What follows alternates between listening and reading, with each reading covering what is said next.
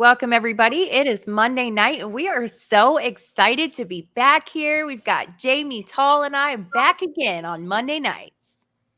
And we also brought a special guest today. We have my friend Kayla.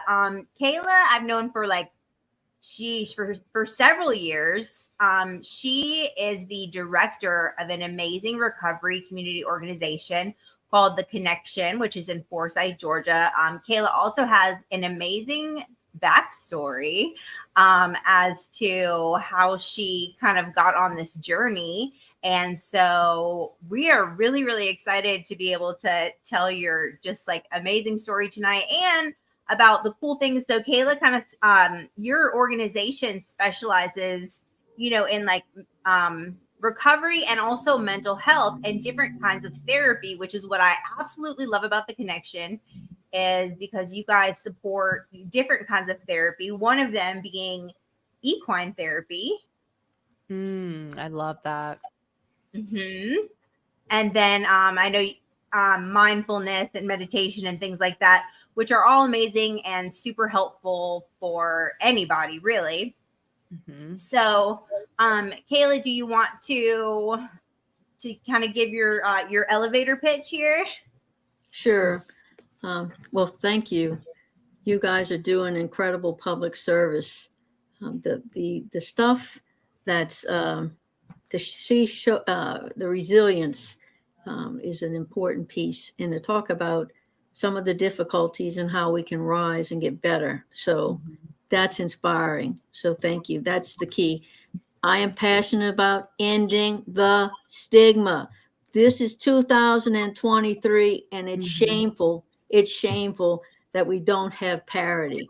So that's on my mission. Anyway, just a little bit about me. I'm originally from New Orleans, but I have a little New York in me too. I used to serve as the Port Authority Director of Public Affairs in the North Tower of the World Trade Center.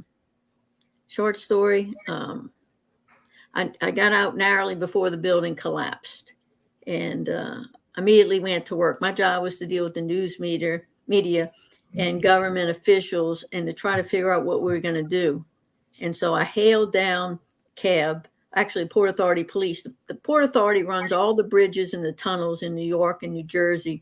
Plus they built the World Trade Center and the port, the bus terminal. And so I waved down some of our officers. We went to New Jersey, and we basically waited to see what was going to happen. I'm like, where is Neil Levin, who is my boss? Where is the head of the police? We had to wait. And then a few hours later, here comes the chief executive officer covered in soot. And it's again the waiting game. And so he pulls me aside and said, Kayla, we have to figure out who's dead and who's alive. And, in that moment, trying to figure out how do you do that, except for a phone chain, which really wouldn't work in that.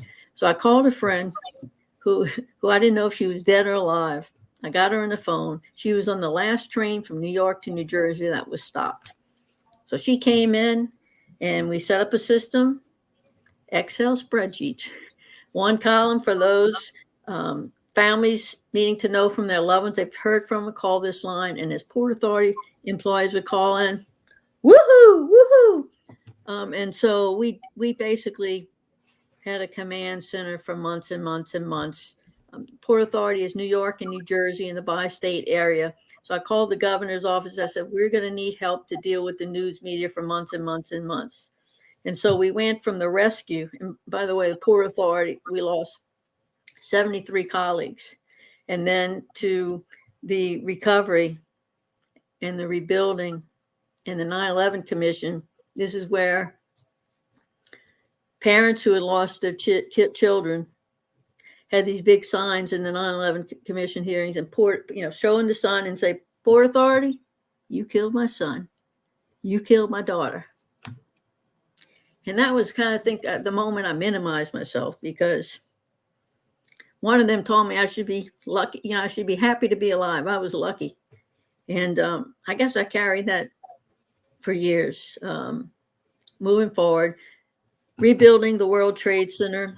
It's 2009. I get a call from some obscure organization in South Florida called the South Florida Water Management District.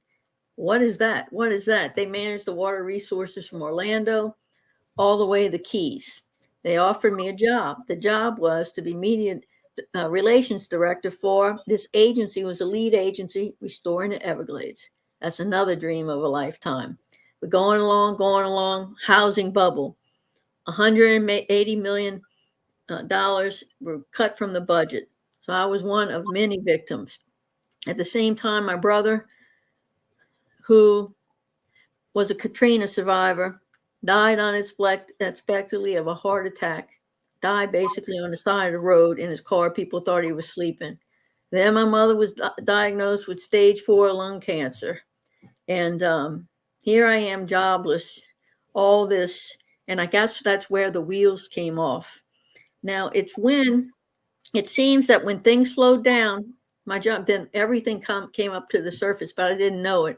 I knew I was depressed, but I had so much anxiety. And I thought PTSD possibly, but I wasn't in the military. I wasn't a victim of domestic violence, any of that stuff. And so I had my first DUI. And then after my mother died, I moved to Florida to Georgia. And I'm here with my 80-year-old dad. Here I am. My life is over. So I think DUI number two. Actually, a family member said to me, "Why did you do that? Your career is over." Enter Forsyth County Accountability Court. It wasn't the federal government, none of those politicians. It was a little tiny organization called the Forsyth County Accountability Court. And I'm so proud of them because their program is unique. It's not just locking up the key. It's given a second chance, and they have a robust treatment program in addition to the accountability court. And I was in something called the mental health court, and it was really for dual diagnosis. Finally, I had the diagnosis of PTSD and substance abuse. And so that moment was pivotal in my life. Things are moving along. By the way, I have 6.5 years in recovery. Here comes COVID. The only thing good that came of COVID, if anything, my career changed to recovery. I called somebody and at the connection, I said, the judge had always told us, and by the way, judges are amazing. Judge Abernathy, tough, but compassionate. And so I called somebody, getting back to that. I said, what is that connection about? Because I thought it was for teeny boppers. And so someone who was there came to see me. We had a little Ground Zero and a little coffee stop here.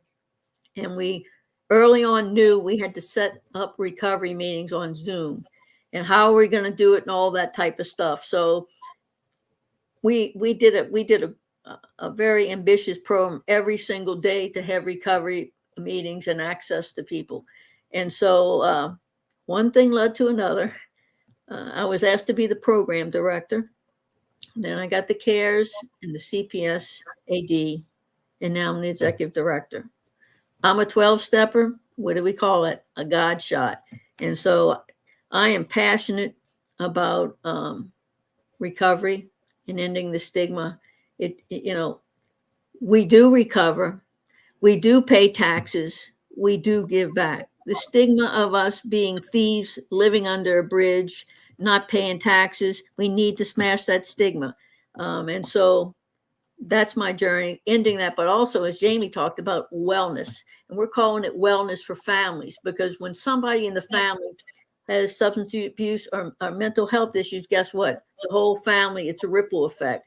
So we've used the wellness wheel as a model to operate from. So as Jamie said, we did equine assisted therapy, all evidence-based, the science of the brain, the ACEs, the early childhood trauma. And we've done informational workshops on trauma, self-care, and art in terms of slowing down the brain. And we want to do more. This is just a start. So I'm very optimistic, very excited about the possibilities to do more to help more families. So that's the direction we're headed. That is awesome. Okay, I just have a question. Can we go? There's actually so much in here that I just love that you shared.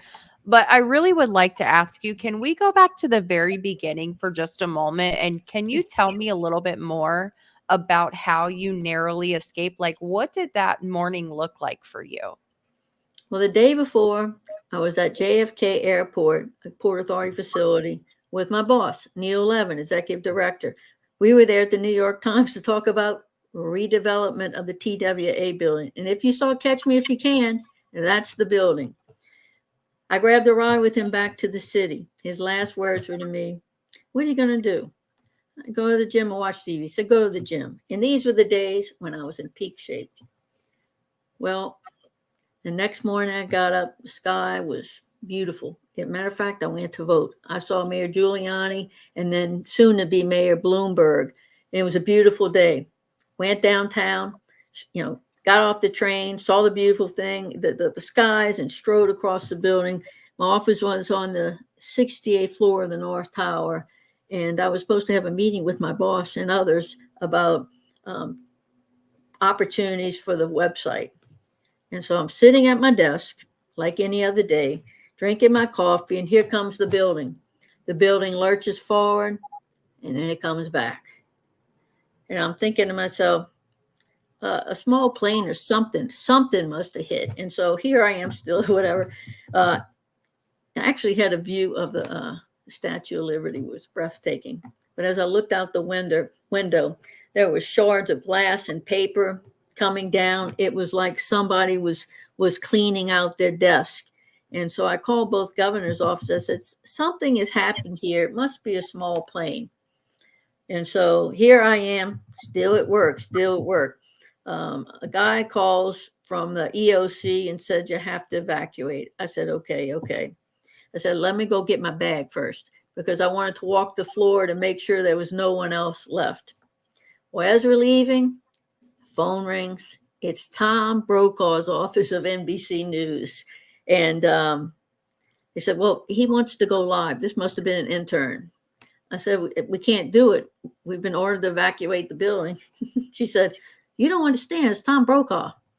So because we had done so many drills after the 1993 bombing, it was very orderly down the stairwell. And in fact, they put this glow in the dark tape down. So all you had to do was stay on the line.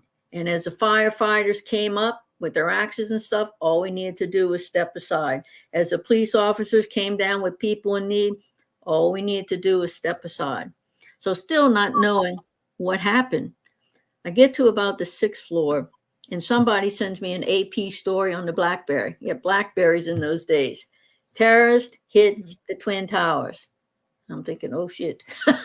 And so I see a colleague and I pulled over. I said, I'm going to show you something, but don't react. And we look at each other and we said, all right, let's get this line moving. And so we're going down. We're almost what we think is out of the building. And all of a sudden, it felt like the world shook. I never experienced anything like that. I felt like I was in Afghanistan or something. Some White House or something was blown up. And we knew after I got that story, it was the South Tower that had imploded. And so the stairwell where I was twisted. So there was no way out. That's your moment. You don't know what you're going to do. I was calm. It was like an angel or something. I'm not sure why. And so all of a sudden, I hear somebody say, come up. Turns out it was a guy named David Lim, a Port Authority police officer. And because the Port Authority built the towers, these officers knew him in and out. So the idea of going up wasn't something I wanted to do, but there was no choice. So we go up the stairs. We get to another stairwell. There's water rushing down. The pipes are about this big, and this water was from the chillers, from the air conditioners. And so you had this situation. By the way, women had taken off their shoes and are now stepping on shards of glass, and there are hot wires and stuff. In any event, we're walking down. All of a sudden, I see the light. I'm like, oh, man. We are almost there. This is it. And then guess what? We lost the people we were with in the crowd. And so it was surreal. It turns out we were in the lobby of the Marriott. And it was like a fresh fallen snow in the whole room. The floor, the walls, the ceiling. It was like Snow White or something in there. And we lost people and we couldn't figure out what happened. So the people I was with started to scream. I said, don't scream because the debris is coming down. I said, let's look for footprints. Well, no footprints. I said, well, now it's time to scream. And so we started to scream. And all of a sudden we saw a light. There's a theme here with the light, right? And someone on the bullhorn said, if you can see the light, follow the light. So we came out of the building. Actually, my pump got caught in the wire. To see the level of destruction in this country is unimaginable. So I finally get down to the street level. We were at plaza level, and so you had to take these stairs to the ground.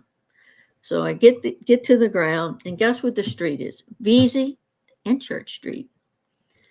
Walk in, taking a breath. And by the way, I had, the suits, with the skirts and everything, very professional in those years. And so the cop says, run. I'm like, run. I just spent 45 minutes in the stairwell. And all of a sudden I look, it was like a movie. Here comes that plume of thick black coming towards us, the tunnel, and would engulf Manhattan. So I ran 16 blocks really to the Howland Tunnel and dashed out near a car. And so as it dissipated, what kept me going was our business continuity plan. Zip, zip, zip. So I could operate. We had the business community business resumption plan on a flash. So zip, zip, zip. So I texted all the staff, said, okay, we can't stay in New York. Let's go to New Jersey. One other thing about the Marriott Hotel, I forgot to mention. When it was clear there were terrorist attack in the building, before we evacuated, I texted all the senior staff. I said, meet at the Marriott. And I'd sent staffers to set up a command center and drop the phone lines. Well, little did I know that the ceiling of the Marriott, the floor they were on, fell on them. And so that's a thing that's all these years later, I could have killed these folks. So it's one of the things I'm working on. But we kept going. That's the deal. Resilience, resilience, resilience. So the body keeps a score. That's kind of like my Bible, because in retrospect, as I learn about everything, if you had any kind of trauma, as you may be aware, I had early trauma, and then you get older, boom, it comes up again. And so that's what I'm working on now. But gratitude, my sponsor, my 12-step recovery program, the accountability court, it's a blessing. I don't know how I got here. I don't know why, but I'm grateful. And I think it's an obligation that's for me to give back. And, when I was in accountability court, it kind of taught me a lesson then and now. To me, that helps us keep us in recovery. We get out of our heads and we're thinking of someone else other than ourselves. And that's what we do, a lot of community drives, whether it's food, clothing, that type of stuff. To me, we owe that to our community. I could have killed somebody, drunk driving. I could have killed myself. And so, I'm grateful, and I'm going to pay that debt happily as long as I go. Wow. I just want to thank you so much for sharing that with us. I know that was probably really hard to tell that story, and I just appreciate you sharing that with us.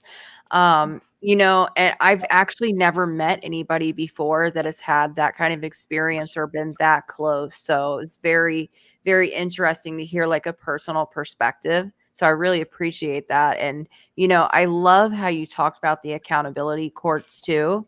And it's interesting because just recently I did a video with a friend who's making like this montage video with different stories for accountability courts. And so accountability courts is what saved my life too, right? I was in dependency court and felony court, and my husband was in comprehensive treatment court, which is like mental health, substance use, and also he had physical health problems too. So I love that you talked about that, because I wouldn't be here today if it weren't for that, you know. But I love also how you said the obligation, right? It's an obligation to me. It's a right and it's a responsibility that I have to be able to help the next person. Like I have earned my seat today to be where I am. I have paid dearly for it. But, you know, as well, it is my responsibility to help the next person to obtain what we have found, right? So I loved your share. Thank you so much. Can I add something? When we talk about accountability court, another piece is RSAT. I was lucky to go into Forsyth Jail for 9 months and teach relapse prevention and to do the one-on-one peer counseling. The thing that is sad, not unique to Forsyth County, is but as we heard the stories of the men when I talked to them about trauma and grief. Nope, I got no problems. I got no problems. And I share a little bit. And then you hear the story of, well, I guess I have a little, I saw my brother shoot, put the gun to his head and shoot him. And so, and the women too, 99% have never been treated for mental health, no access to meds, no access to therapists. And we wonder why. You don't arm the people with the tools they need to be successful. So I'm hopeful. I don't know if this is going to be possible. Let the recovery community organizations provide vouchers. They would sign releases, and we would be released. It would be between them and a doctor of their choice. But I think that would go a long way to helping them and the communities for the long term. Absolutely. Yeah, that would be super helpful, because I mean, we can only do so much as recovery coaches, you know what I mean, to have actual like specialized people, and I think it's possible. It's all about moving the funding around, right? That's it. So I'm hopeful. That's going to be my mission. Now I don't know the legalities. That may be a stumbling block, but I'm gonna keep pushing and see what happens. Mm-hmm. I think it would actually be cheaper in the long run to get people in the front end instead of in the back end, because we are so reactive as a system, right? But if we were proactive to help people before they came into contact, I think we need as a community to surround people, right? Like everybody, the people that are in jail, the people that lose their children, the people that are dealing with substance use and many with mental health challenges, they all, not all, but let's say 99% of them have some deep rooted trauma that needs healing from. Let me give you an example of something that's kind of related. I spoke at a local community club a few weeks ago about my experiences. Great. And any questions? There was a person in the audience who raised their hand and she said, I have a question. If you have a mental health problem, how are you going to stay sober? That just blew my mind. Inside, I was angry, and the persons who had invited me were kind of stunned. But to me, that shows the need. This was educated folks to show the need of how they still don't get it, and it's all part of the stigma. And so that was kind of a wake-up call to keep trying to figure out what we can do to end this stigma. And in a lot of cases, if it touches your family, they get it usually. If it doesn't touch your family, well, it's those people. So thank you. Mm-hmm. And can we talk about how you found out about the equine therapy? I just love that. It's like my favorite thing. Well, I was in accountability court. They had the individual treatment. the DBT, the CBT, and all the other stuff. But I said to my case manager, I think I need something more. I was in a mindfulness class, and they said, pick out a piece of paper. And I said, what's the purpose? It said the color. So I'm 55 years old. I'm not coloring. And so I understood it was all about mindfulness and slowing the brain. In any event, my case manager from the World Trade Center said, you go try equine therapy. Then and now I'm willing to try anything. And so, okay, I go there, find this little place called Special Equestrians in Milton. I expected to be plush and in the area, but it was a little small farm that needs some work. And we always say people go there now and volunteer. Everyone's a little damaged there. So it's kind of a metaphor. In any event, I'm going there thinking I'm going to ride a horse. And 9 years old, I fell off a horse. But okay, let me just see. So I'm walking around, seeing the horses. I'm like, what is this all about? What do you mean you don't ride a horse? And as I'm not really paying attention, all of a sudden, this mare comes from behind me. She's in a paddock. And she puts her head right here. And all of a sudden, all of that weight, it kind of dissipated. I was like, oh my God, nobody's going to believe me. And so I started going there, and it has made a tremendous difference. That's where the world stops. I call it Peaceville. And a bonus, I started taking pictures then, and that's my other form of mindfulness. Now I'm no photographer, but I play with the lens and the colors, and I do something for me, and it keeps me focused and calm. Self-care. I love that. It's so important to find things that you love to do. Like, you don't have to be a professional at something to love doing it. So just do whatever you love. And it's okay to explore those things too. Well, the other thing is I found it inadvertently. Here I am, 55 years old in Georgia. I don't know anybody, and I don't know what I like to do anymore. And I'm thinking to myself, oh my God, my life is going to be stars and stripes only. I'm going to be a bowling alley person. But what I did is in my 12-step meetings, once I started to meet people, and get to talking, and, the juices would flow. And then I would sort of eliminate what I didn't like to do. That's how I came to do what I like to do. It was one of those things. Mm-hmm. And so, look, Sonia, she likes photography. She could do our thumbnails. Yeah. I'm looking at some possibilities. Yeah. Jamie and I are definitely amateurs at thumbnails, but we like doing them, right? Yes. And so Yeah. I think we're getting better, right? That's what matters. I feel like every week we progress just a little bit more. Yeah. Absolutely. So can you talk a little bit about what I was just hearing you say is about community, right? And a lot of people that watch our videos and our lives, they're searching for a community. And so I heard you say 12 step, but can you talk about like the beginning of that journey and how you found your tribe of people?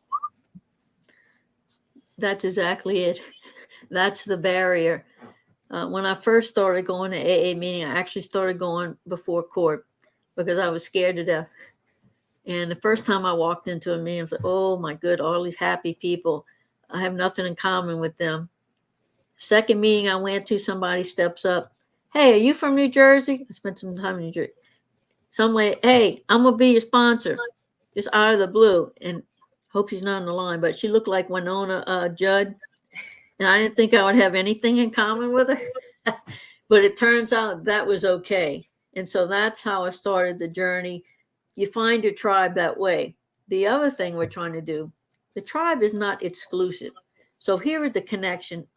We used to do things that would say pro-social fellowship and everything, but what we realized is we're talking to ourselves. How do we integrate to the community to show how we recover in our family?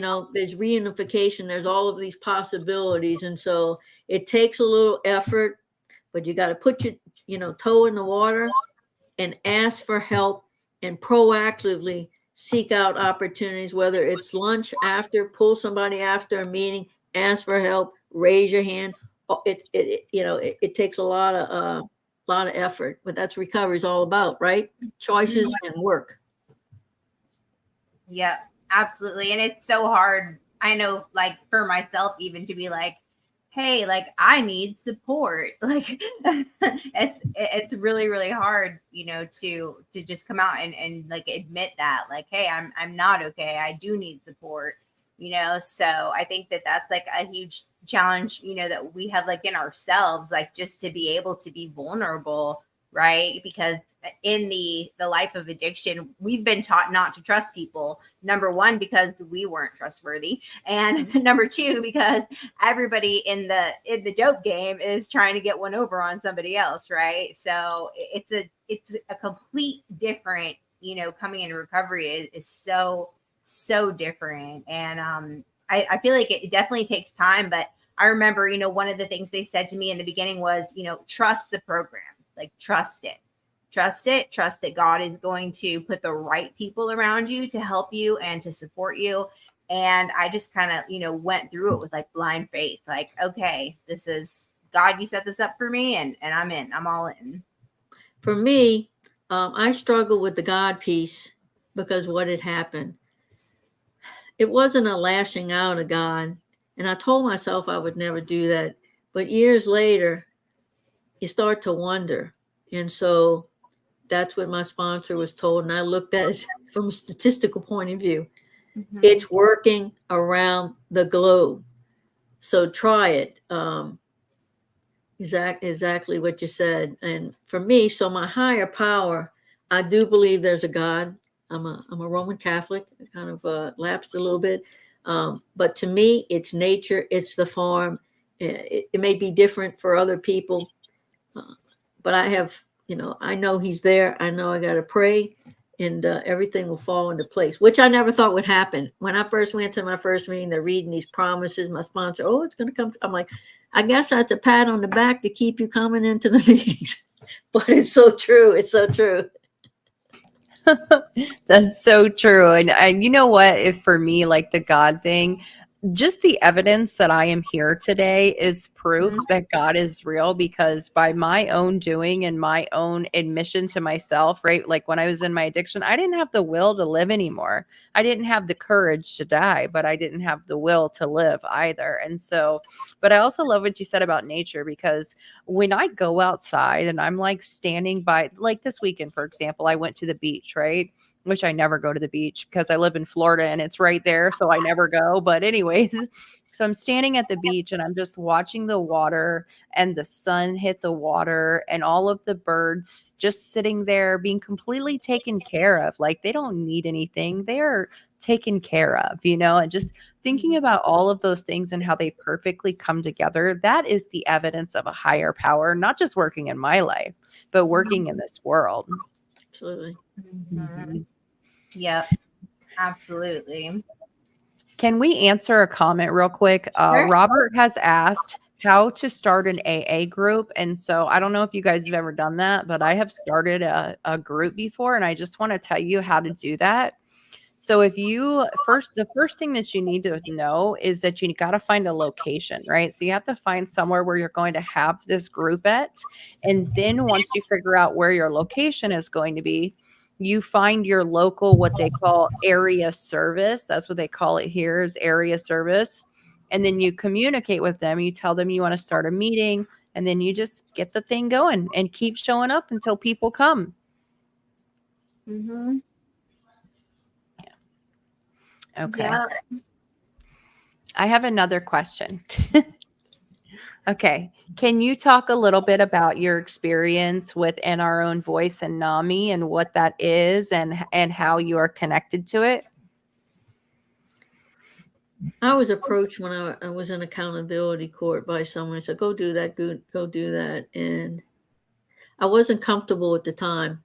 I used to be in politics, a mayor actually of a small town in New Jersey, but I kind of lost my voice when the wheels came off. And so I was uncomfortable speaking. And so I realized, I told myself, stretching, like we say in the cares, getting out of our comfort zone. And so I did that. It's really taught me how, the elevator speech, but to try to succinctly convey the mental health challenge, really how we can overcome challenges. Challenges are overcome left and right, football and everything else. But you know what?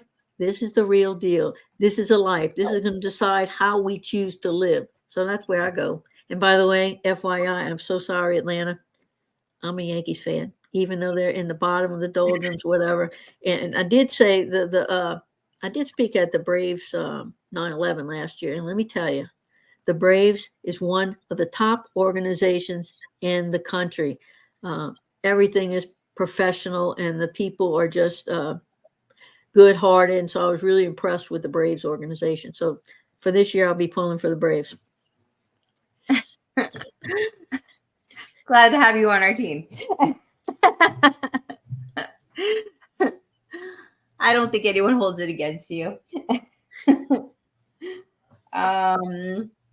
So, and Kayla, you want to tell us a little bit about the connection? Sure. The Connection is a recovery community organization based in Cumming.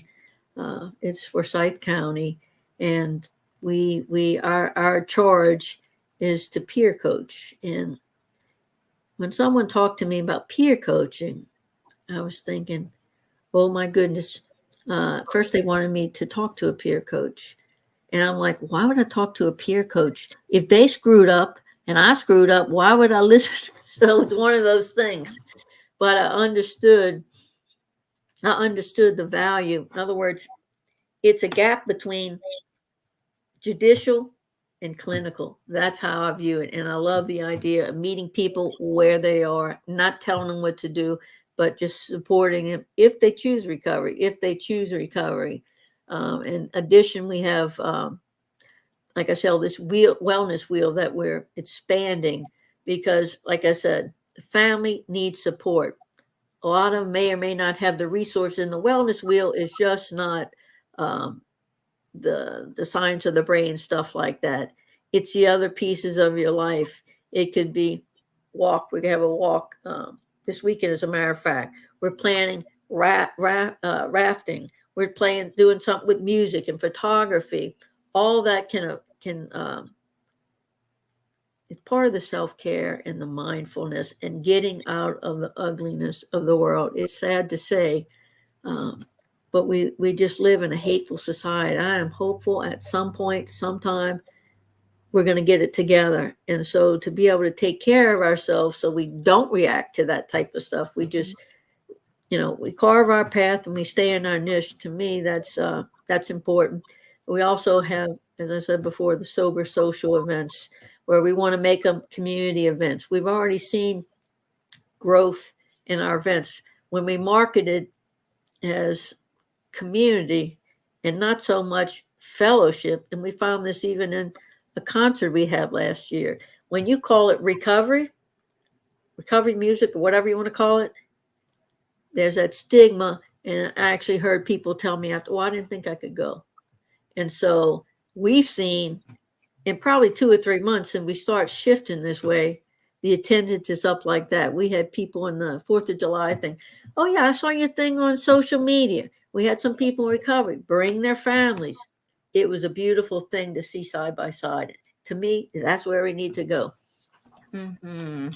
I love that so much. I never even thought of it like that until you just said it, but putting that like recovery, on it really does kind of stigmatize it, doesn't it? I never even thought of that until you said it, but I also love that you talked about wellness for the family, because when one person suffers in the family, everybody suffers in the family. And so I would like to know a little bit more about, like, do you work with families as well, or do you just work with the individual that's experiencing challenges?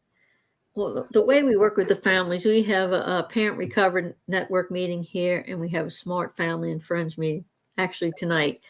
And we don't run those groups, but what happens is through either walking through that door, a mother or a father or a loved one, either someone in their family has a problem, or maybe it's them.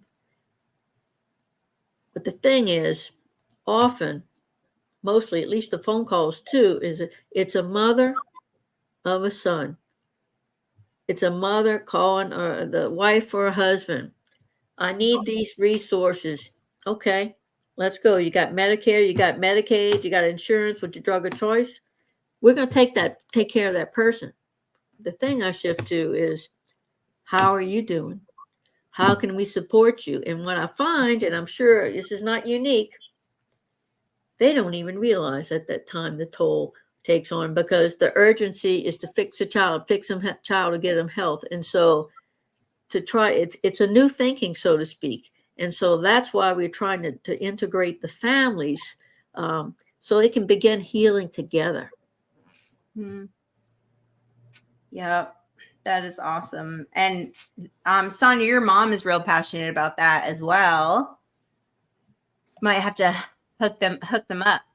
Definitely. Yeah, my mom has like a Facebook group for mothers and fathers of addicts or alcoholics. And, even to this very day, like the trauma that is left behind, even I've been in recovery for 4 years now, and there's still trauma left behind from, things that have happened back then, not just for her, but for everybody in my family. So I really love that you focus on the family, because that's so important. Again, that's part of our community. That's part of our tribe. And so I think it's important for everybody to find that healing. We want to reach out to CASA and DFACS. Sometimes we just had a case. I'm working with a peer in accountability court.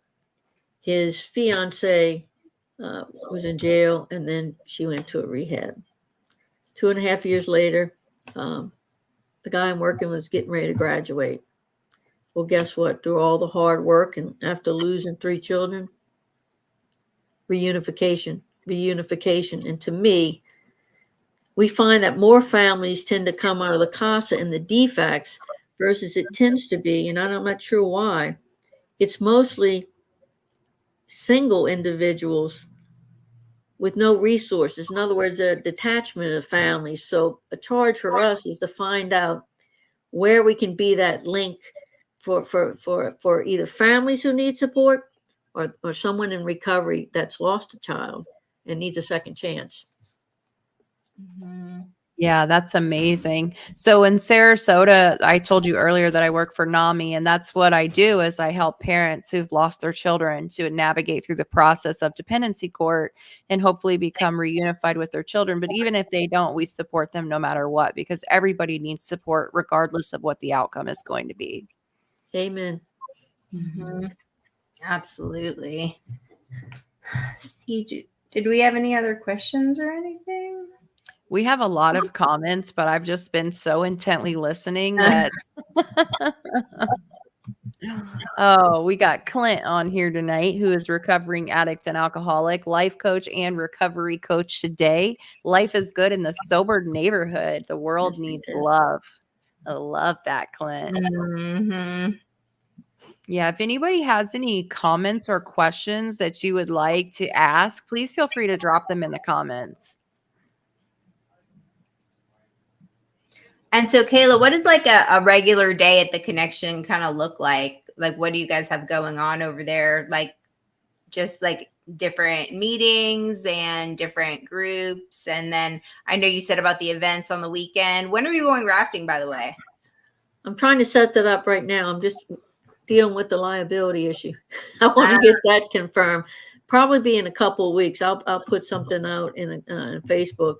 Okay. Yeah, it's some rafting, but it sounds like it's the reason I want the liability, especially it's an advanced group from accountability level 3. I'm thinking of that movie Deliverance. Do you remember that movie Deliverance? So we're trying to work that out. The other thing I'm working on is I haven't scoped it out yet, but I talked to a senior reporter at Georgia Public Broadcasting. She's a health reporter, and to me, one issue, it hasn't happened to me, but I've seen it again and again, and affects the mental health and can manifest in substance abuse, is bullying. You may have it in your family, You may have it in the classroom. It doesn't necessarily get reported. And what happens to the individual if it's untreated? And that's something you probably carry throughout your life. And you see this stuff on Facebook and shaming the other person and all that. It costs lives, and it's senseless. And so that's one of the things I'm working on. I'm looking at, again, the whole spectrum of the mental health, and what can we do, and what is the call to action? What is the call to action? Because we know these are not easy issues, but it's beyond a slogan. It's beyond a one-time event. What pieces can we put in place so that person can get the help in an early age? And I think the more, I don't want to say shaming, but the more it becomes public, it doesn't have to have names and numbers. That may be a deterrent in one case and an educational piece for others. Yeah, I mean, I think about all of the times that I was bullied in school growing up too. I mean, I don't know. I feel like we all were, and it's not okay by any means. But I think about like some of the things that were said to me when I was younger, and even as an adult, carrying some of those thoughts around, right? Because people say those things to you, and then you I'll speak for me, and then I internalize them, and then my inner monologue is saying those things that were said to me when I was a kid. Mm-hmm. Absolutely. Yeah. So much. Mm. Okay, we have a comment in here, and I just want to ask you what's your take on this. So D. Lee Young says that he worked with traumatized kids for over 40 years. Very few made it. Trauma cannot be handled very well due to the developmental denial. Surfaces more in the late 30s and early 40s. And so I've always heard, in my recovery journey that like our parts of our brains just stop developing, right? When we go through trauma and substance use and mental health. And so I'm just wondering, like, what is your take on all of that?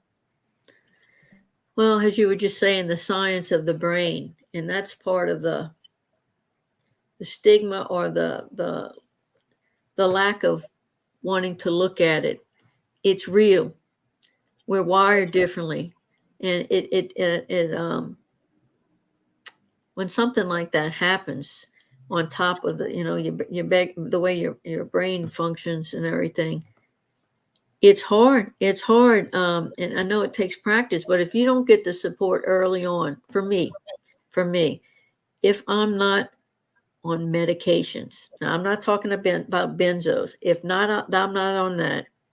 If I am not seeing my therapist and my psychiatrist and contending that, for there's going to be a problem. But in terms of those kids and everything, if they've got zero support network, zero resources, it sets them up for failure. So I'm not sure where it is, but I hope somebody shines a light on it, because we need to do more. We pay taxes. There's a social safety network that is supposed to protect us and help us. So I wish I had an easy answer. I don't, and that's why we have to keep fighting. Mm-hmm.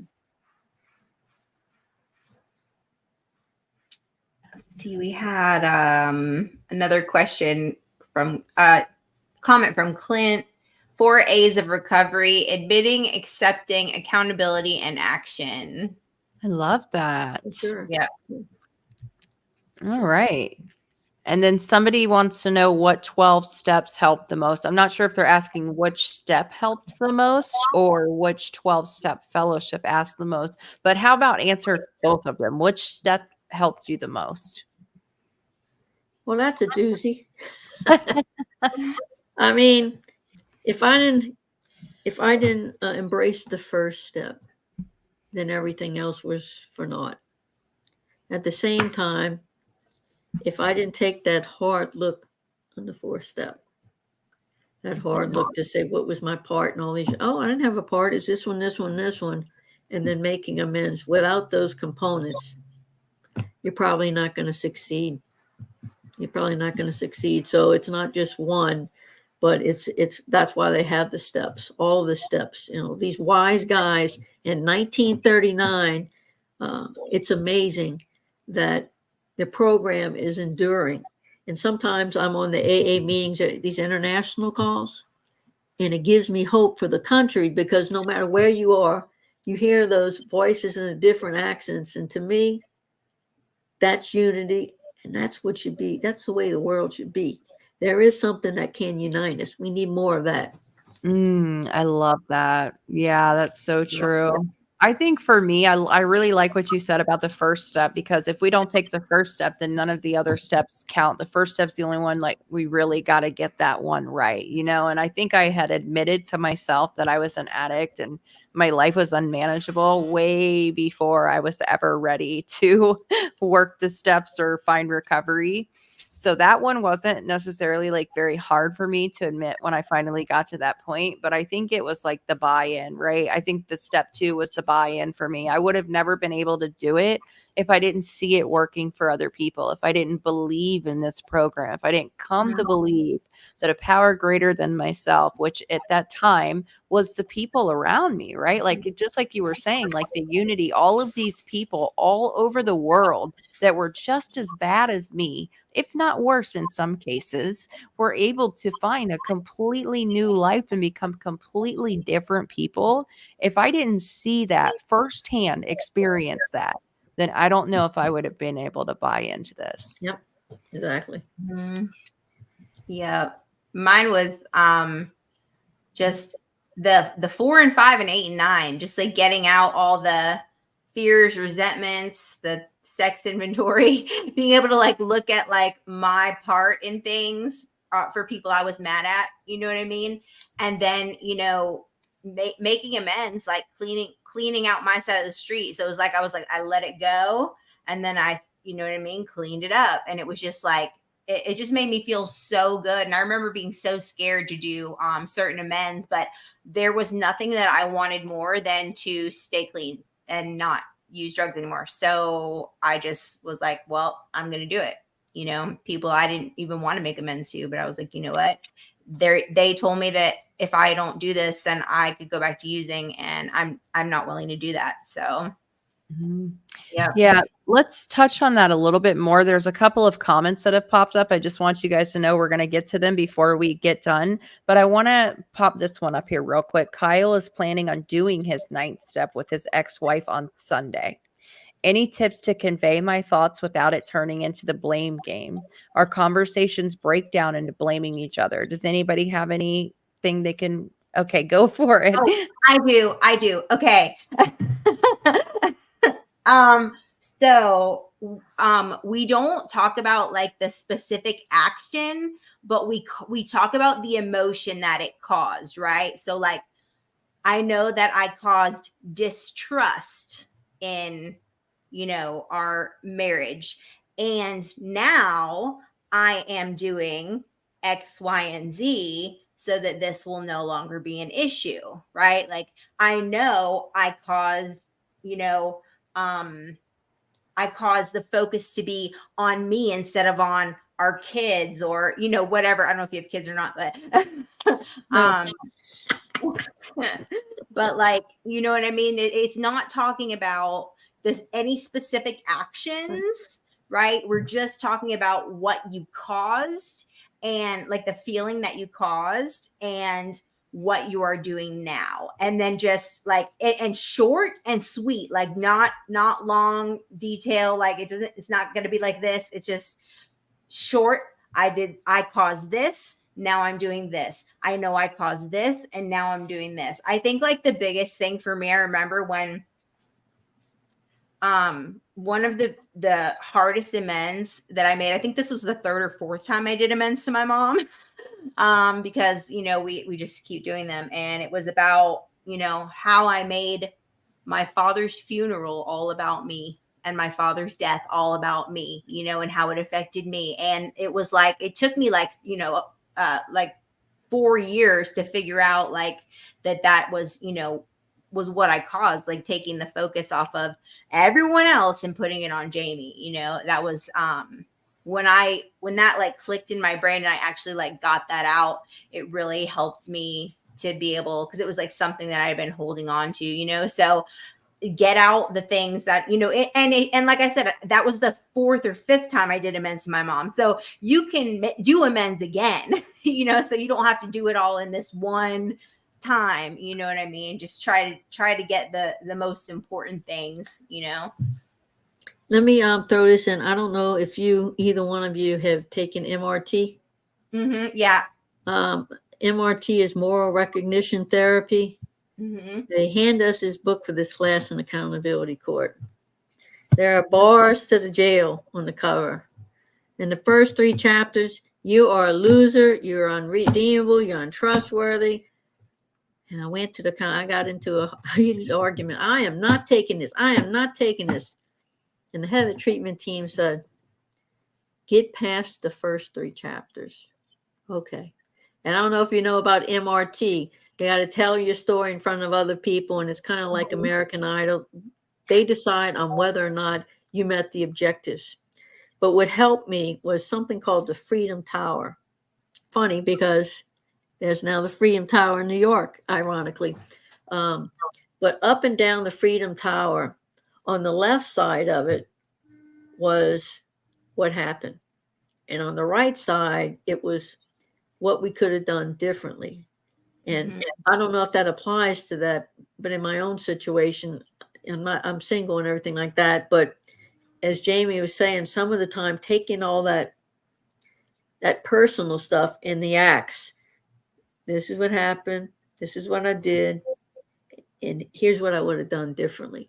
Things like that helped me enormously. But like I said in the beginning, I'm like, no way, no way. And then the other thing in the group that helped me, goals. As you go through recovery, I thought I was I was old enough. I didn't need new goals, right?